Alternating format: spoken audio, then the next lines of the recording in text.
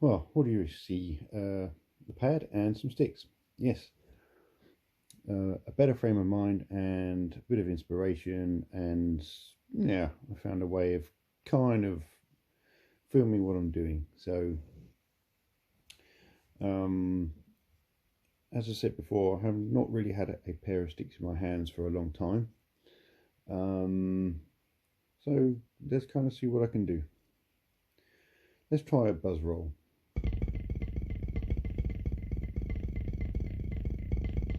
That's a bit of a mess, really, and for me they always have been. It's definitely something I've struggled with in the past. Let's try and slow it down.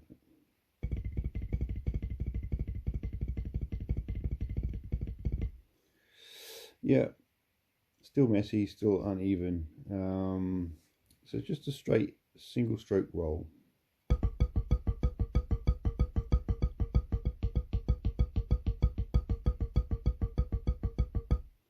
That's not too bad. Obviously, when I really get practicing, then I shall do it to a click, because that is the best way to practice. Let's get a bit of speed going, shall we?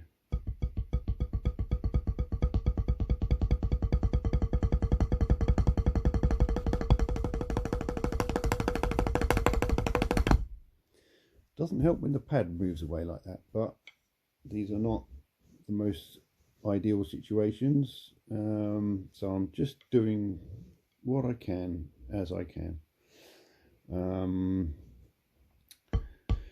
So one thing I definitely need to work on is my left hand, and seeing as kind of getting a fresh start with life, I thought I could take my drumming right back to the beginning and just start from the beginning, really, and using the techniques that I learned at Drum Tech and other techniques I've picked up along the way. See, this stick is going all over the place. I really need to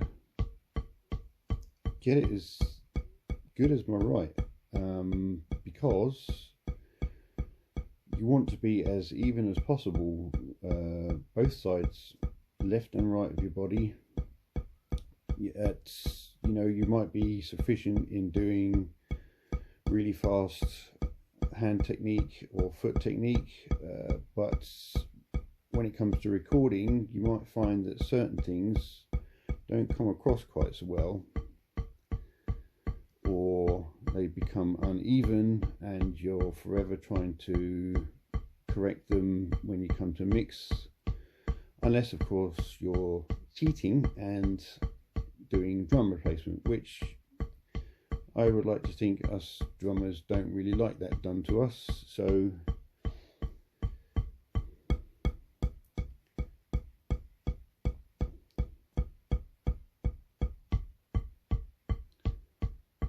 there we go, it's a little bit more even now.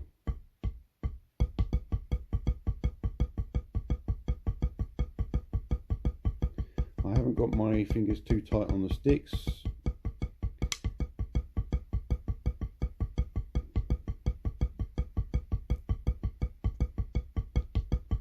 Oh. See, not very even, and I hate the way there's two sticks sound different.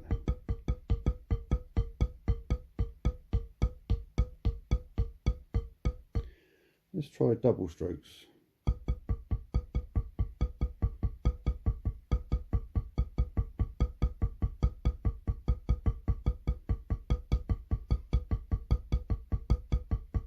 Yeah, that's a little bit, it needs to be nice and smooth.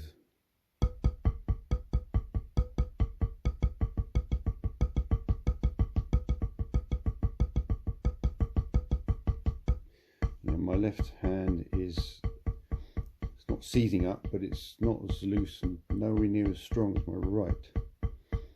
So that's something I need to work on, definitely. And of course, that's what these videos are for. See how nice and confident I am with that right hand. and this does wander around a little bit, but also it's helping that my arms are starting to warm up now. Ideally I would do some stretching exercises first, but I wanted to just pick up the sticks and see what happened really.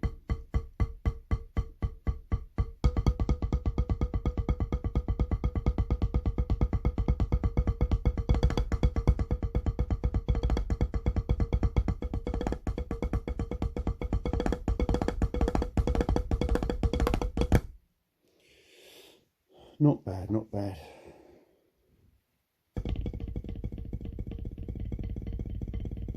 Now there's a little bit more control in the buzz roll as well.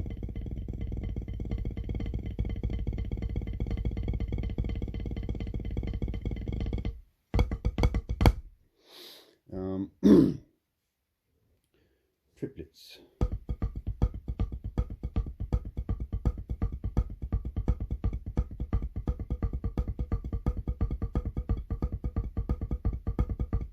Now I'm not just trying to keep the sticks down low so you can see them on camera, but it's also good control because it's nice to be able to hit nice and hard, but one, the bloody pad keeps bouncing around all over the place, which is not fun, but being able to play with all the speed and dexterity you want at a quiet level is really important.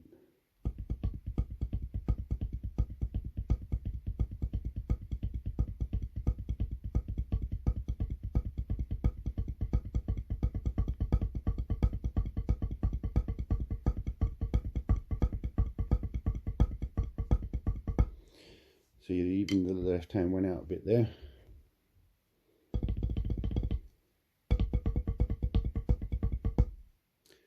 Let's try the good old paradiddle.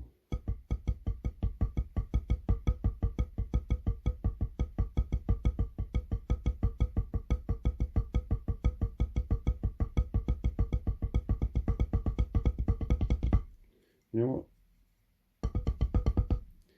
For some reason the pitch of the sticks that way around helps me. That was really strange doing that paradiddle. Let's try again.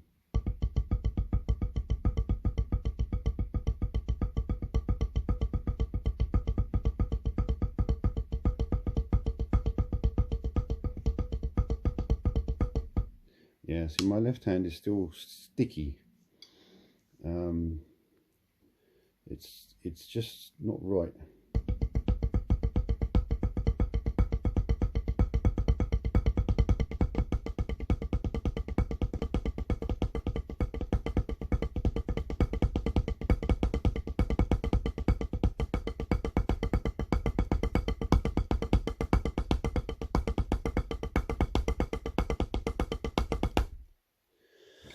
Yep, if you try and go too fast, you just go all over the shop, and that's not good. So, got to keep it controlled, a nice even pace.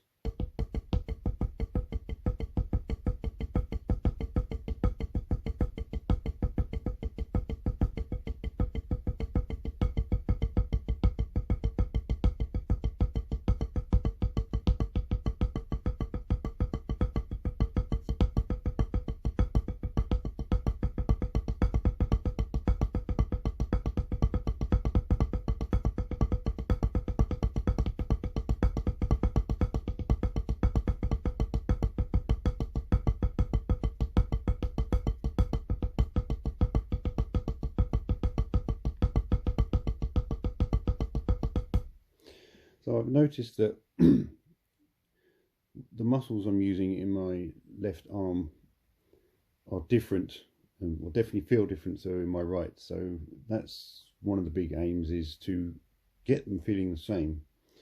And so at the moment I can feel in my forearm the tension in the muscle from the use, but not so in my right arm.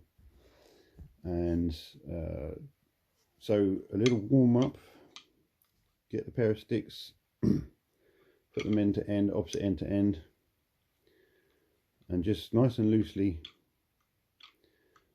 move them backwards and forwards. And then the more you do it, if you put a bit more other movement,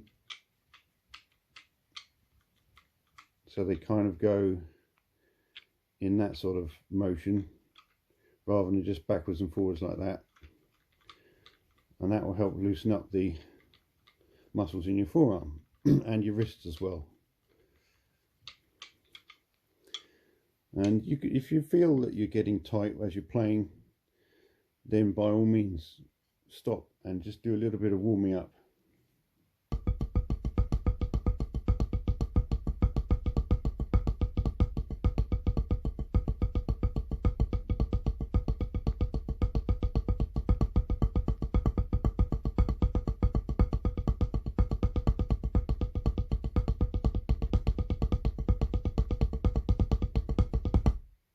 A little bit of improvement there, that was good.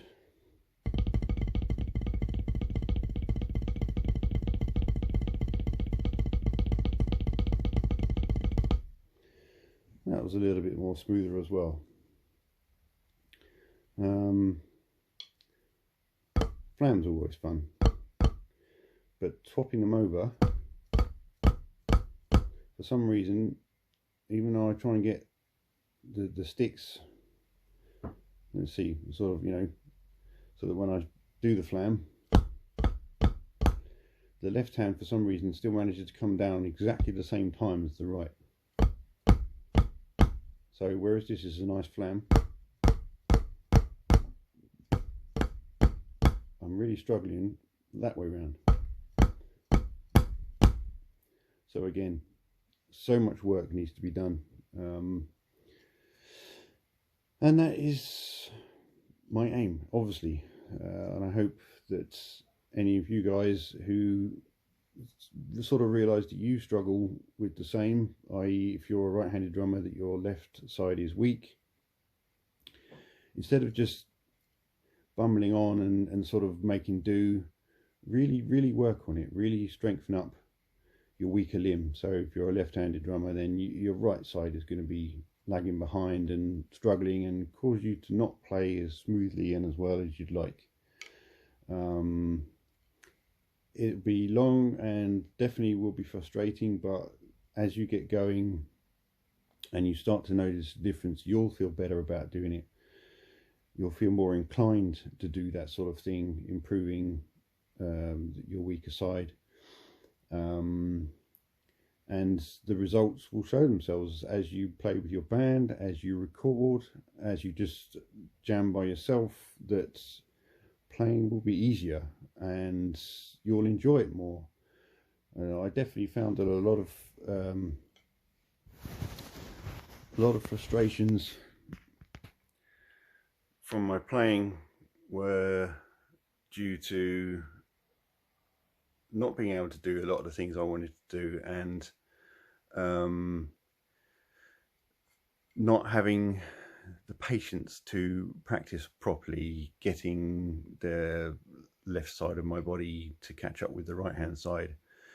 It's so easy just to get into the swing of, oh, I just sit down and play and practice with the band, and just, I mean, practicing with your band is good, very good. It's you get good at doing your songs, but you'll also get good at doing them badly.